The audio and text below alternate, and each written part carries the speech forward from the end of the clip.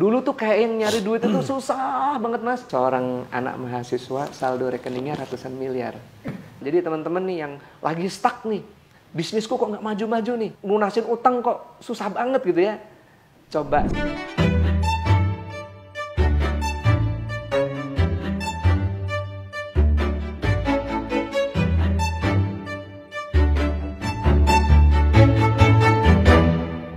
Garasi mobilnya mas? Iya. Bro, ninggalin bro. Lu pakai apa lu? Pakai Grab. Lu nggak cukup di sini doang. Masa gua mau di mesin bro? Pakai remote bro. Masya Allah bro. Ini showroom apa? Ini punya kakak saya sih Mas Febri ya. Oh.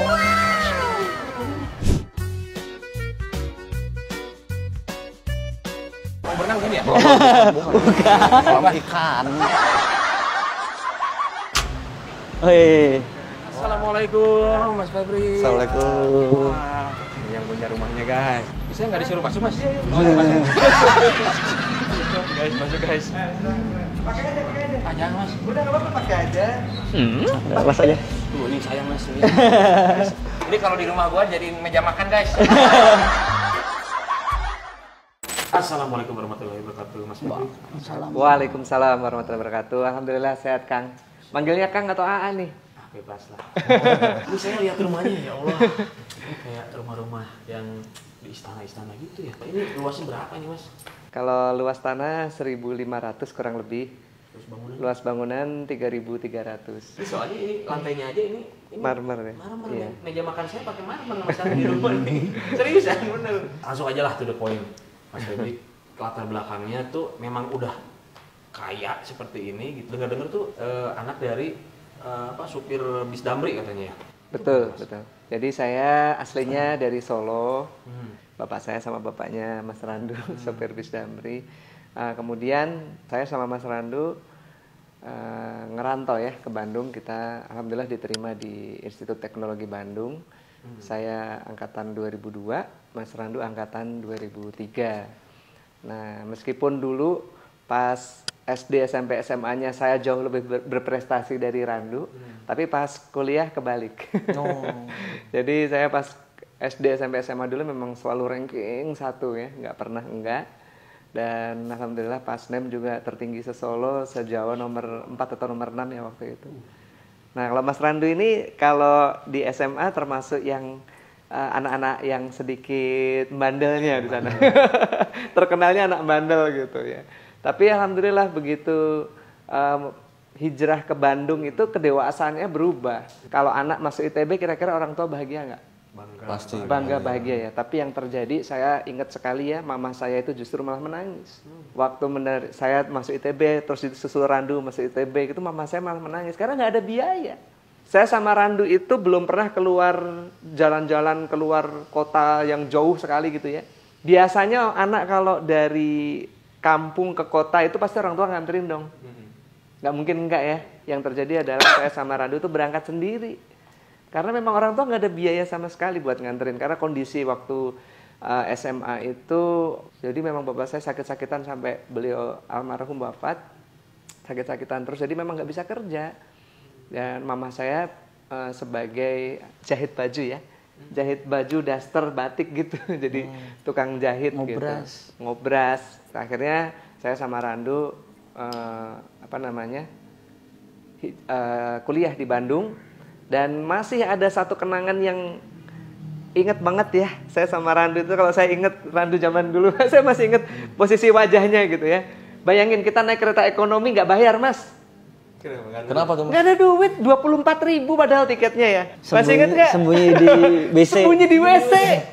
Digedor-gedor WC sama ekonomi ini itu jangan diikutin ya teman-teman ya. Tapi ini adalah pengalaman hidup saya sama Mas Randu. Randu masih inget nggak? Dulu Iyalah, ngumpet di WC.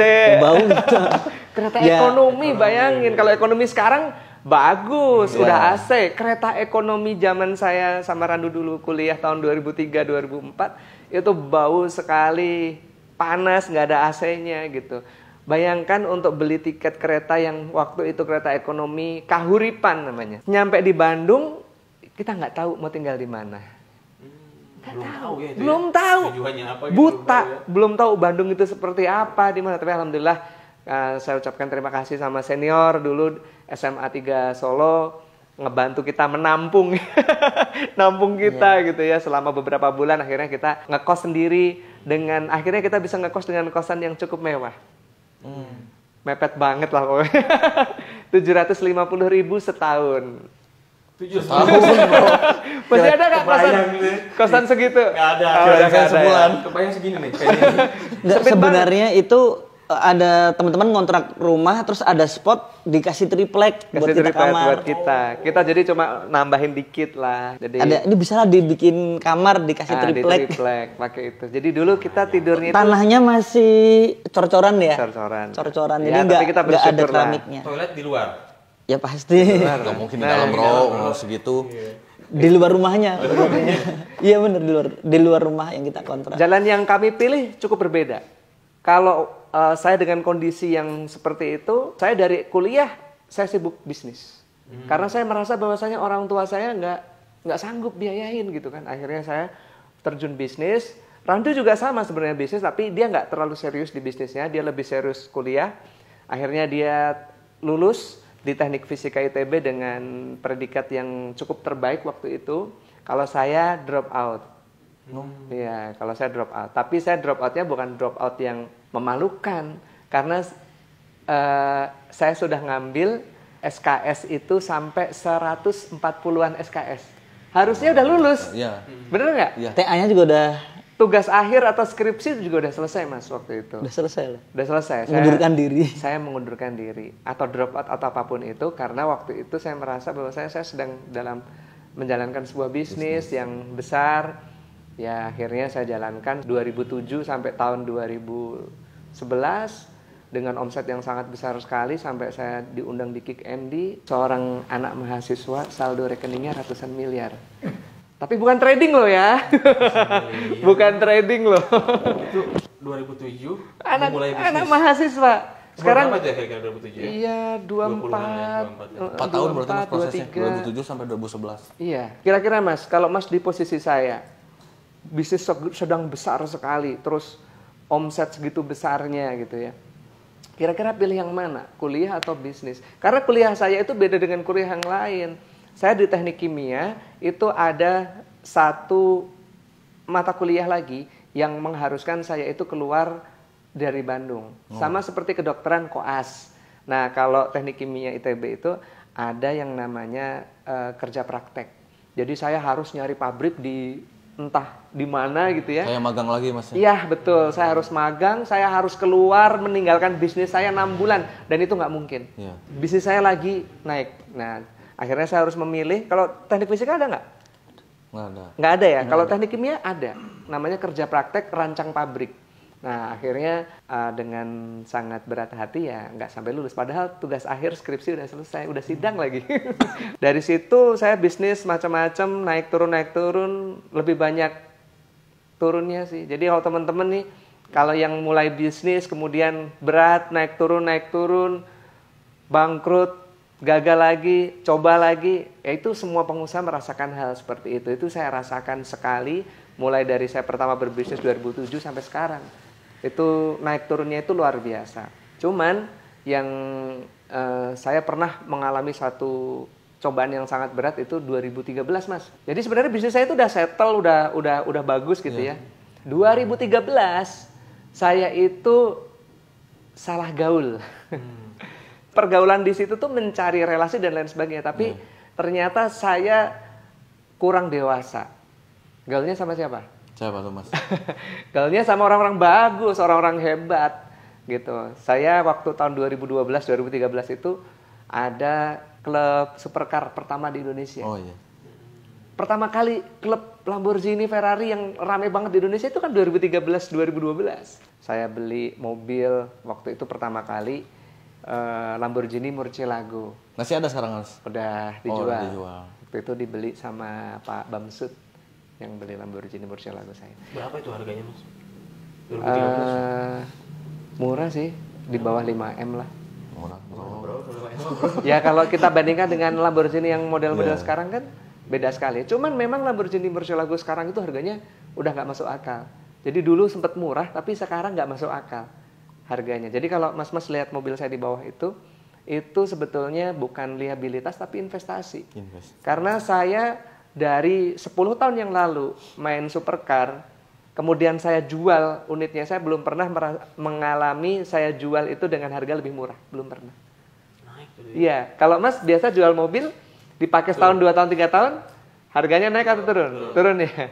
Nah, kalau supercar itu beda. Nabung itu Ya, kan ya. justru investasi. Jadi kalau melihat, wah mobilnya banyak banget nih, hisapnya gimana dan lain sebagainya. Nah, itu adalah bisnis. Jadi jangan dilihat itu adalah liabilitas atau kita bermewah-mewahan. Tapi sebenarnya bisnis. Karena mobil saya memang keluar masuk. Kemarin ada beberapa unit Ferrari dan lain sebagainya itu ketika dijual, alhamdulillah untung semuanya. Nah, kembali lagi ke cerita yang tadi. 2013 saya ngelihat orang, waduh orang-orang hedon semua lah. Ternyata saya levelnya masih jauh sama mereka gitu ya. Wah mobilnya pokoknya Lamborghini yang terbaru dan lain sebagainya gitu. Dan saya melihat mereka semuanya ketika ngobrol itu, ternyata kebanyakan memang mobilnya, mohon maaf nih, leasing semua gitu ya. Cicilan semua gitu. Sedangkan saya waktu itu memang beli cash.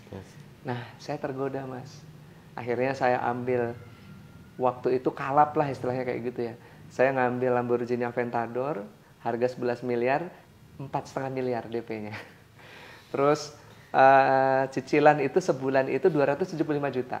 Nggak banyak. Sebulan 275. Nggak banyak. Cicilan. Iya, kalau dilihat dengan penghasilan saya waktu dulu itu ya nggak seberapa gitu. Makanya langsung di-ACC sama bank. Terus saya ngambil lagi Ferrari F430, Ferrari California. Terus Cicil semua itu? Cicil semua mas. Karena ditawarin terus sama itu bank yang banyak kita pakai lah gitu ya. Nah, itu tuh ditawarin terus, Pak ambil dong ini apa namanya KKB ambil. Wah, saya ngambil waktu itu Range Rover Evoque, Porsche, terus ngambil lagi, pokoknya total ada 5 unit mobil lah dengan total hutang itu sekian puluh miliar. Dan Masya Allah subhanallah tidak perlu waktu lama mas, 3 bulan.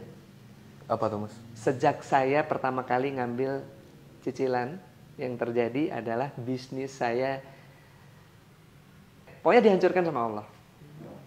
Karena Allah Subhanahu wa taala berfirman dalam Al-Qur'an surat Al-Baqarah ayat 275, A'udzubillahi minasyaitonirrajim. Bismillahirrahmanirrahim.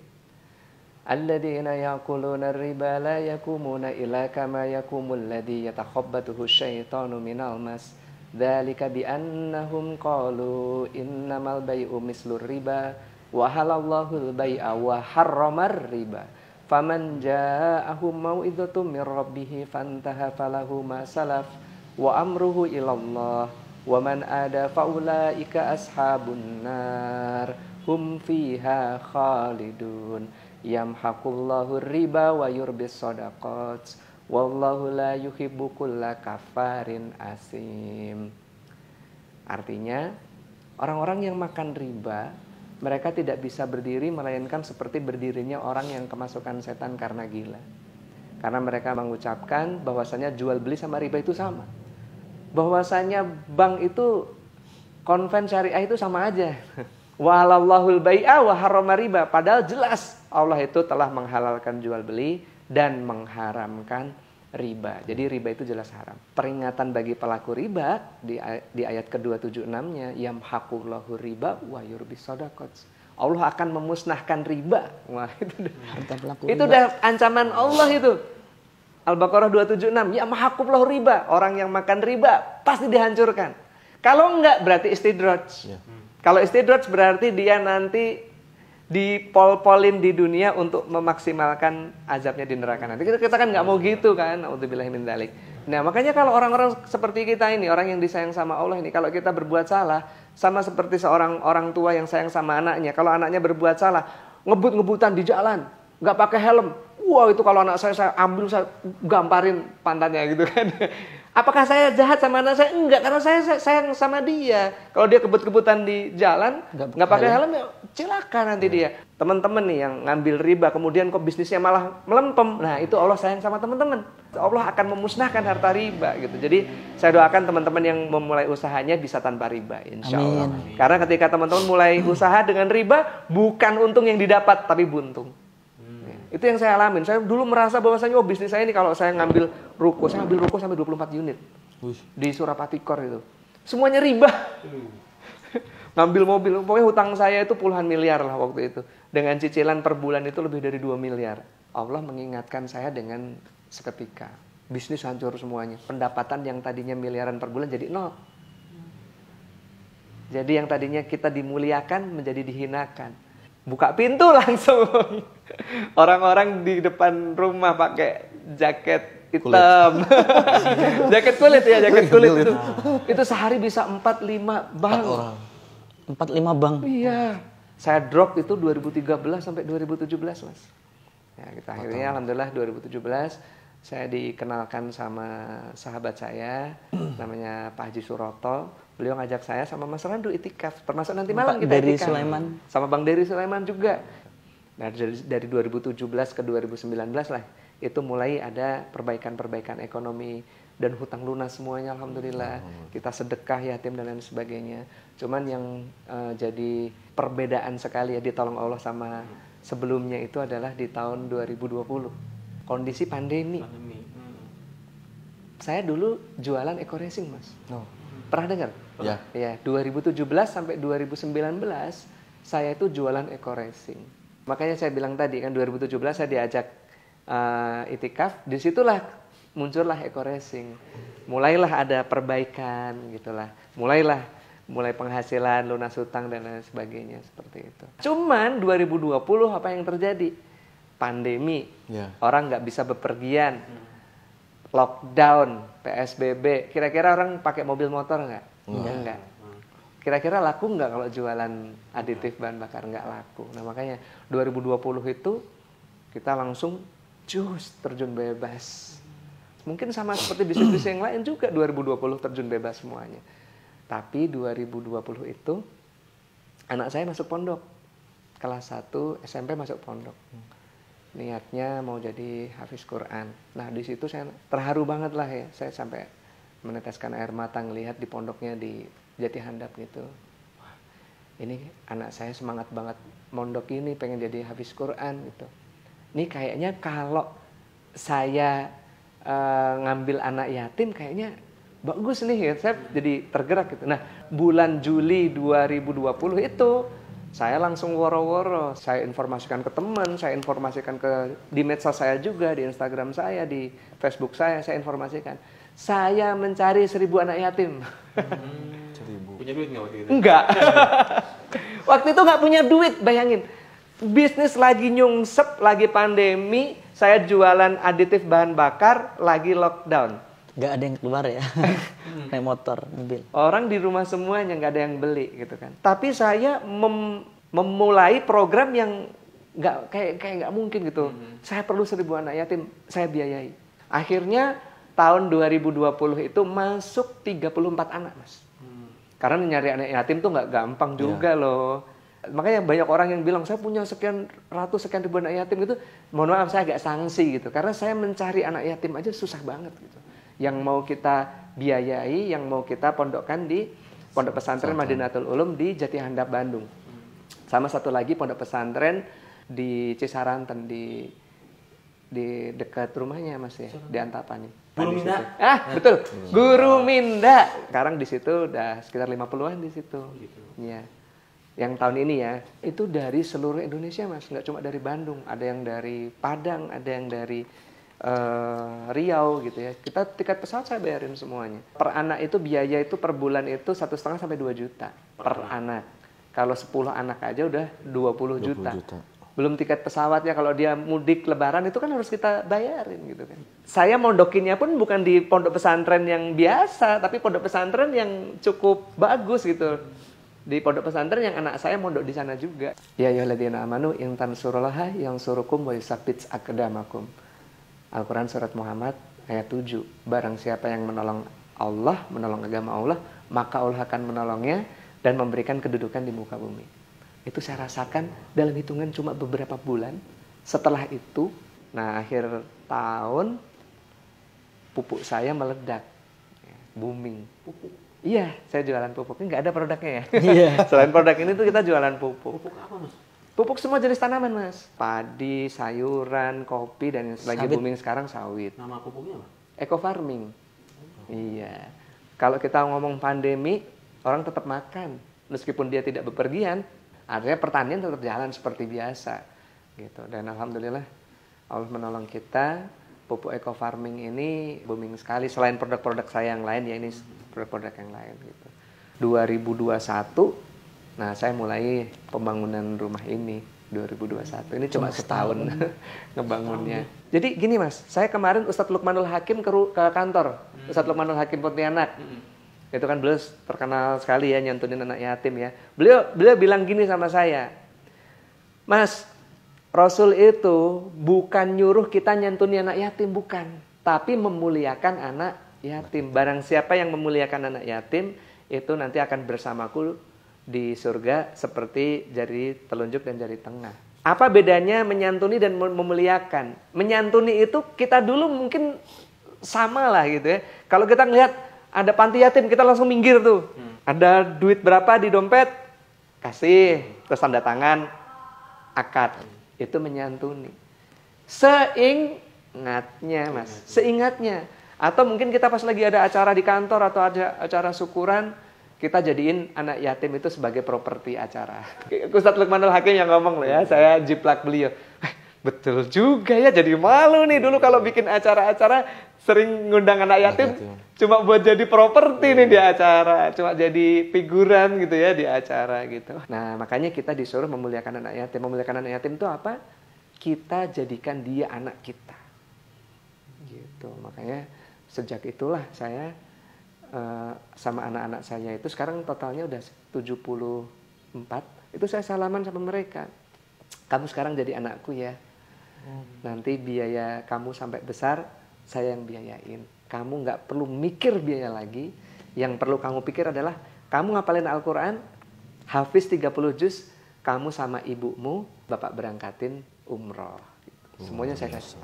Dan alhamdulillah baru 2 tahun ini ya, itu udah ada anak itu namanya Ananda Niken, itu udah 17 juz. Waduh, makin semangat ya alhamdulillah. Jadi rata-rata sekarang udah di atas 5 juz dari total 74 anak. Nih Randu juga ngikutin, dia ngambil 20 anak ya. Kita ngomong 100 anak aja, itu sebulan berarti kita butuh biaya berapa? 200 juta ya. 1 bulan. Berarti setahun berapa miliar gitu kan. Ya, itulah yang saya merinding banget itu ya. Dulu tuh kayak yang nyari duit itu susah banget Mas. Ya. Susah nggak Mas nyari duit Mas? Nyari duit itu ya sering ketipu orang, ketipu partner bisnis gitu kan, ketipu gitu. Kalau Allah sudah menolong kita, merindingnya Mas, udah selesai lah urusan dunia. Itu saya rasain banget. Kenapa kok hidup saya berubah sekali selama 2 tahun terakhir ini? Yaitu saya bukan menyantuni anak yatim, tapi memuliakan anak yatim. Saya ambil mereka jadi anak saya, akad gitu, jadi anak. Kamu sampai dewasa, tanggung jawab saya. Gitu. Kalau hanya sekedar menyantuni, mohon maaf nih. Mungkin orang-orang juga banyak yang nyantuni anak yatim, tapi seingatnya, seada duitnya, ya kan. Tapi kalau kita muliakan, kita jadikan anak, itu jadi prioritas. Pengeluaran kita tiap bulan tuh. Silahkan teman-teman, kalau bisa mulai ngambil anak yatim ya, jadiin anak angkat itu ya, 1 aja. Nggak mahal kok, paling 1,5 juta sampai 2 juta gitu ya. Tapi nanti lihat bagaimana nanti baginda Rasul itu ya memberikan syafaatnya.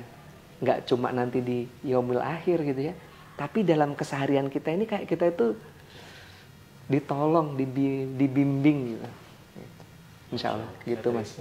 Sama Bro. Insya Allah, saya pengen nanti setelah ini rezeki langsung bener loh. pulang dari sini langsung kita cari anak yatim. Insya Allah. Lu kan yatim Bro? Boleh, Tapi udah bukan anak, udah bukan anak.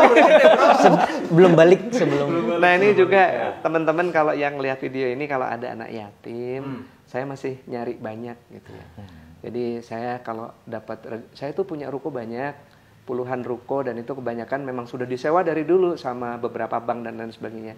Bayaran sewa itu memang nggak saya pakai sama sekali, saya untuk anak yatim gitu. Jadi kalau ada anak yatim yang mau saya biayain, nah boleh datang ke kantor saya, Best Corporation Syariah di Kompleks Surapatikor. Nanti bisa cari Mas Aldi atau Bu Retno. Ya nanti. Nanti insya Allah akan kita biayai sampai dewasa. Nah, buat yang du'afa pun kita juga insya Allah kita mulai programnya. Jadi nggak harus yatim, du'afa juga boleh. Tapi minimal hafal juz 30. Nah, ya. Minimal hafal juz 30 ya. Minimal Satu juz aja ya. Satu juz aja. Nah, kalau yang yatim nggak ada syarat. Asal mau ngapalin Al-Quran aja. Kalau yang yatim dari umur? Dari umur 6 tahun. Dari 6 tahun. Ya, kalau yatim dari umur 6 tahun sampai umur 13 tahun ya. Karena kalau sudah berapa tahun? Berapa tahun? Saya 17. udah bukan anak lagi. Jadi ada itu yang ke kantor itu ya minta beasiswa umur 17 tahun. Wah, itu bukan anak yatim lagi. Berarti dari umur 6 tahun. 6 tahun sampai 13. Ya. Kalau yang du'afa ya itu juga mungkin bisa umur segitu juga atau umur kita lebih prioritaskan SMP SMA gitu ya yang berprestasi ya kita berikan beasiswa. Itu tadi salah satu rahasia ya dari Mas Febri. Tapi gini Mas, saya satu pertanyaan. Kalau misalkan, kan karena kalau kita ngambil anak yatim butuh biaya. Oke lah minimal 1.500.000. Nah sedangkan di luar sana ada yang memang buat diri sendiri aja nggak sanggup, apalagi ngebiayain anak yatim. Ada tips nggak selain rahasia sukses, misalkan yang nggak mampu untuk membiayain anak yatim? Selain itu ada nggak? Ngenalin anak yatim ke saya. Nah, gitu ya. Jadi itu pahala juga. jadi amal jariah. Jadi anak yatim yang teman-teman kenalin ke saya, terus anak yatim tersebut saya biayai, pahalanya juga ngalir ke yang ngenalin. Sanatnya masuk. Iya, ngalir juga ke yang ngenalin. Yang jadi wasilah amal kebaikan juga. Gitu, insya Allah. Gua nanti mau kenalin sama Mas Febri aja dulu. Boleh. Berkah-berkah. Lu udah sanggup bro? Hah? Lu udah sanggup? Oh iya, insya Allah bro. Banyak cicilan sih lu. Belum buka kartu bro. Mas Nando, gimana nih Mas Nando nih? Ada yang mau di-share juga nggak? Mas Nando? Saya sebenarnya cuma ngikutin beliau aja. Saya belajar dari beliau itu teladan bagi saya. Dan ternyata saya berusaha mengikuti, saya ngambil anak yatim juga bener rezeki ngocor tadi sempat main ke rumah saya ya. Banyak beras di rumahnya loh. Berasnya banyak banget. Mari kita main sana ya. Berasnya banyak banget. Terus tadi ada tempat fitness gratis juga. Masya Allah. Ini adik kakak menjadi inspirasi buat kita semua. Luar biasa. Ya memang Mas, jadi kalau kita sedekah bahan makanan itu dibayarnya sama Allah itu kontan. Saya dari dulu sering sedekah, tapi sedekahnya uang gitu ya. Dan salah lagi sedekahnya. Ke ustadz-ustadz terkenal. Saya dulu kan dari dulu tuh pas lagi banyak duit dulu gitu ya, mainnya sama ustadz-ustadz terkenal, sedekahnya lewat beliau sampai miliar-miliaran gitu ya. Kalau kita mau terjun langsung gitu ya, itu Allah akan melihat gitu. Jadi nggak kita cuma nitip sedekah gitu ya. Nah ini mama saya kondisi sangat minus sekali ya. Ini yang saya masih ingat sampai detik sekarang. Kondisi masih minus. Saya sama Randu dulu. Masih ingat nggak dulu kita zaman kecil kalau makan biasanya pakai apa dulu? Iya, satu telur aja dibagi. Iya, satu telur dibagi bertiga, terus nasi, Tempe, sayur sop, tempe pakai kecap. tempe terus pakai kerupuk gitu doang. Jarang banget kita makan ayam itu sebulan sekali ya. Makan ikan itu mungkin sekian bulan sekali gitu. Ya, tapi dengan kondisi yang seperti itu, mama saya semoga Allah selalu berikan kesehatan dan umur yang panjang buat beliau. Beras ya, satu karung gitu ya. Nggak mahal lah beras satu karung. Sekarang beras satu karung paling 50.000 5 kilo. Ya. Diplastikin kecil-kecil. Mungkin satu karung itu jadi 50. Jadi 50 atau jadi apa? Dibagiin ke tukang-tukang beca. Nah itu mama saya itu kerjaannya. Dari zaman kita susah. Nah kalau sekarang ya jangan ditanya. Wah bagiinnya ya berkarung-karung lah di rumah sekarang gitu. Allah SWT berfirman dalam Al-Quran surat Al-Ghafir surat 40 ayat 79 dan ayat 80. A'udzubillahi minasyaitonir rajim. Allahul ladzi ja'ala lakumul an'ama litarkabu minha wa minha ta'kulun wa lakum fiha manafi'u wa litablughu 'alaiha hajatan fi sudurikum wa 'alaiha walal fulki tuhmalun. Ini ada satu ilmu lagi boleh nggak nih? Boleh. Nah, saya itu ngalamin banget perubahan ya, yang tadinya jualan susah, tahu-tahu orang malah rebutan gitu ya. Dulu kita nawarin produk itu orang, ini barang apa gitu, bahkan produk saya dibully di medsos dan lain sebagainya. Tapi sekarang datang ke kantor bawa truk, buat beli pupuk itu bawa truk gitu, rebutan. Ada ustadz saya, Ustadz Nasir Hafizahullah, lulusan Yaman di pondok pesantren yang nanti malam kita itikaf di sana. Beliau menyampaikan ayat ini, Mas Feb, tahu nggak di Al-Quran itu banyak sekali ayat-ayat surat-surat yang tersirat, yang tidak nampak maknanya, yang dijelaskan oleh baginda Rasul. Contoh surat Yasin. Ada nggak di dalam surat Yasin, bacalah surat Yasin ini supaya urusan dipermudah? Nggak ada kan? Tapi baginda Rasul menyampaikan. Surat Al-Mulk, ada nggak di dalam 30 ayat surat Al-Mulk itu disampaikan, bacalah 30 ayat ini supaya terhindar dari azab kubur? Nggak ada, tapi baginda Rasul menyampaikan. Tapi ada satu ayat Mas, yang ayat ini tersurat, yaitu tersampaikan langsung. Nah, kalau kita amalkan insya Allah dahsyat ini. Ya, apa Ustaz? Ini Al-Ghafir ayat 79 dan 80. Allahul ladzi ja'ala lakumul an'am. Allah yang menciptakan binatang ternak, litarkabu minha wa minha ta'kulun, untuk kalian kendarai dan kalian makan. Walakum fiha manafi'u wa litablugu 'alaiha hajatan fi sudurikum. Dan di dalam binatang ternak tersebut ada manfaat lain, yaitu untuk menyampaikan hajat yang tersimpan di dalam hati. Gimana caranya binatang ternak kok menyampaikan hajat dalam hati? Kira-kira gimana Mas? Kata beliau caranya, satu, dibeli dulu. Beli binatang, domba ke, ayam ke. Udahnya gimana Tat? Disembelih. Udahnya dagingnya dibagi-bagikan.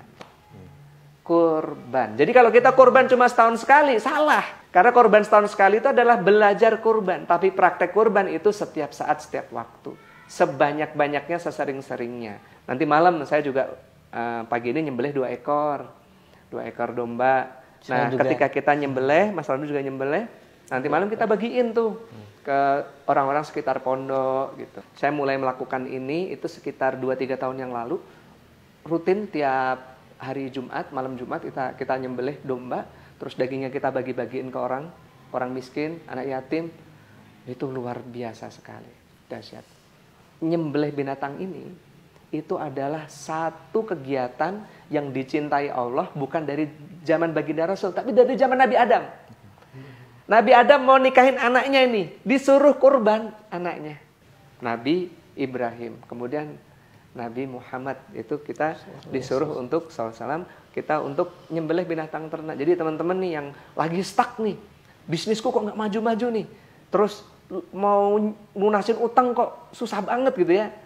Coba sisihin duit, beli ayam 10 ekor, 20 ekor, 50 ekor.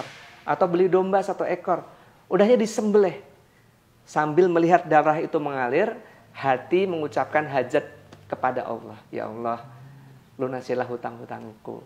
Ya Allah apa gitu ya, sembelih. Nyembelih sendiri ya? Nyembelih. Kalau bisa nyembelih sendiri.